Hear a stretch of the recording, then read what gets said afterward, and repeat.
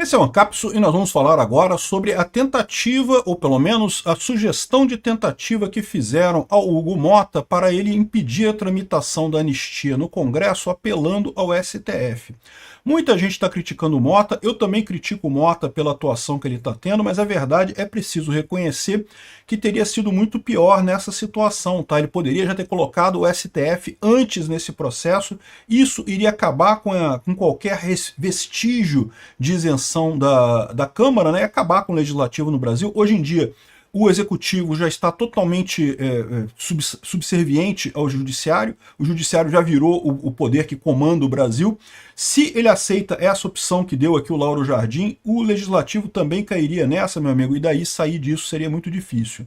Aqui, ó, aliado tentou convencer Hugo Mota a travar a anistia com a ajuda do STF. Vamos entender esse caso aqui. Isso aqui seria extremamente grave. Felizmente, o Mota resistiu a esse tipo de coisa. O Mota pode não ser o melhor presidente da Câmara de todos os tempos, muita gente criticando aí.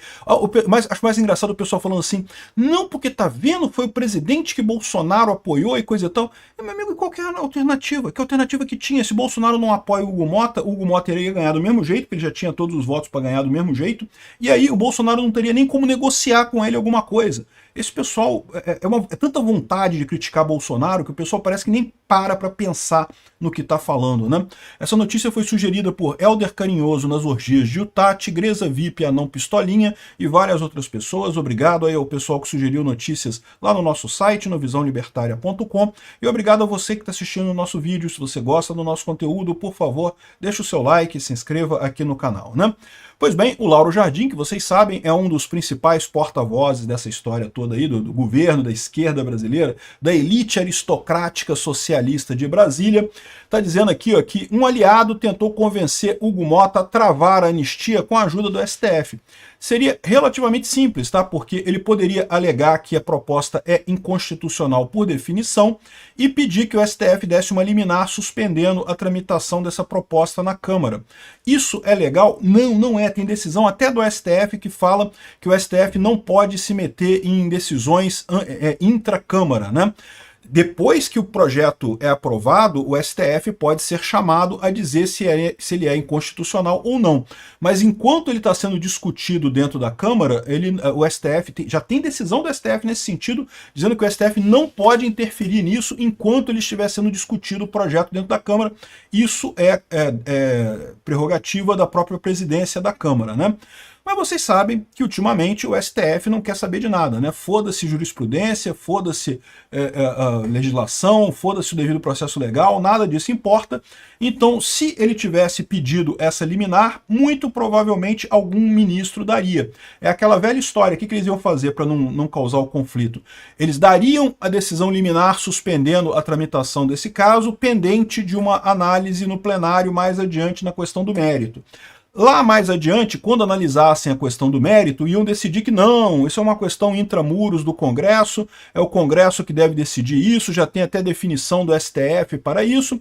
Só que nesse meio tempo, entre o momento em que protocolou a ação e a decisão final do processo, essa questão da anistia ficaria parada, né? Então, é um absurdo esse tipo de coisa, por isso que existiam, inclusive, propostas de PEC para limitar o poder de decisão monocrática do STF, mas a verdade é que isso hoje está valendo. Hoje, qualquer juiz que cair isso no STF, e aquele sistema de sorteio de distribuição no STF, a gente não sabe se ele é verdadeiro, as coisas caem todas com o Alexandre de Moraes, é impressionante, né? Dependendo de com qual juiz caísse, ele poderia simplesmente dar essa liminar e daí suspender a tramitação da coisa, né? Lembra?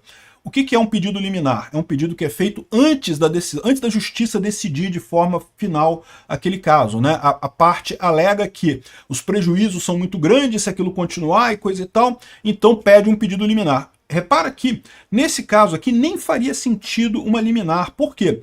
Porque enquanto o Congresso está discutindo o caso, não tem problema nenhum, o caso não está valendo, não tem nenhum prejuízo para a situação corrente, né? Para você ter um pedido liminar, você tem que ter duas situações, tem que ter a urgência, né? E a fumaça do bom direito que eles chamam, né? O periculum in mora, ou seja, o perigo na demora, e a fumaça do bom direito lá, né? O fumo bono iuris.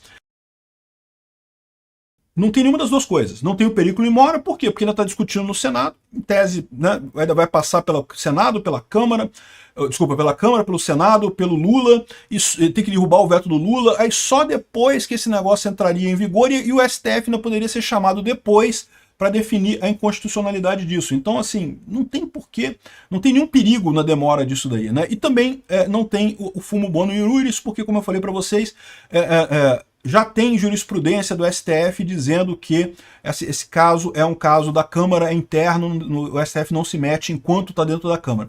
Mas, de novo, custa algum juiz achar que não, porque um atentado contra a democracia prejudica não sei o que lá, a imagem do STF, não sei, inventar uma argumentação qualquer, dar a liminar e falar, não, depois a gente vai analisar o mérito, mas por enquanto está proibido de tramitar esse caso na Câmara, né? Se o Hugo Motta faz isso, era muito grande a chance do STF fazer isso, ou seja, só que qual que seria o problema disso daí? Resolveria o problema do Hugo Motta, mas colocaria o Congresso mais uma vez subserviente ao STF, né? Ou seja, aí depois que começa isso, o STF já está mandando no Executivo, passaria a mandar no Legislativo também, ou seja, seria uma tragédia isso daí, realmente uma tristeza o que está acontecendo aqui no país, né?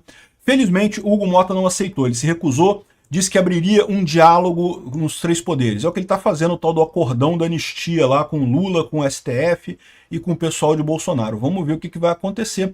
Essa semana não deve ter nenhuma novidade nisso daí, mas na semana seguinte vamos ver o que vai acontecer nessa história, né? Bom, o Bolsonaro fez a cirurgia, está fazendo a cirurgia. Antes de fazer a cirurgia, ele enviou uma mensagem para deputados sobre anistia. Aqui é a mensagem que o Bolsonaro mandou, né?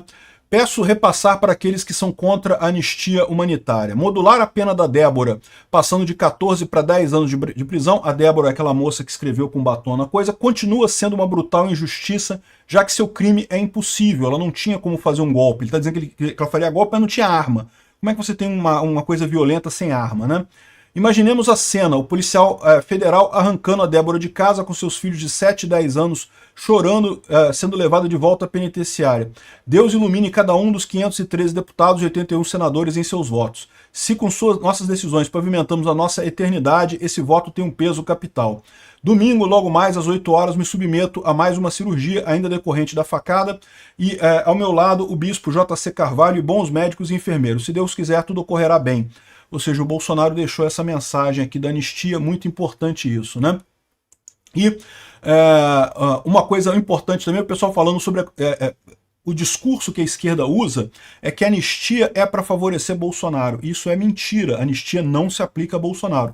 Ela pode favorecer Bolsonaro no sentido de que mostra o absurdo que é todo esse julgamento do STF. Mas a verdade é que isso não beneficia Bolsonaro diretamente e não beneficia mesmo, né? Bolsonaro está correto nisso.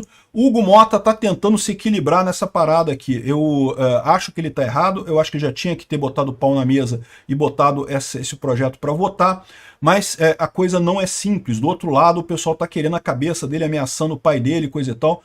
Vamos dar tempo, quem sabe a coisa não termina da maneira correta. Obrigado por assistir o vídeo até o final. Além de curtir, compartilhar e se inscrever no canal, considere se tornar patrocinador com valores a partir de R$ 1,99. Clique no botão Seja Membro abaixo para saber as condições e vantagens de patrocinar o canal. Mais informações sobre o nosso projeto, visite nossos sites indicados na tela.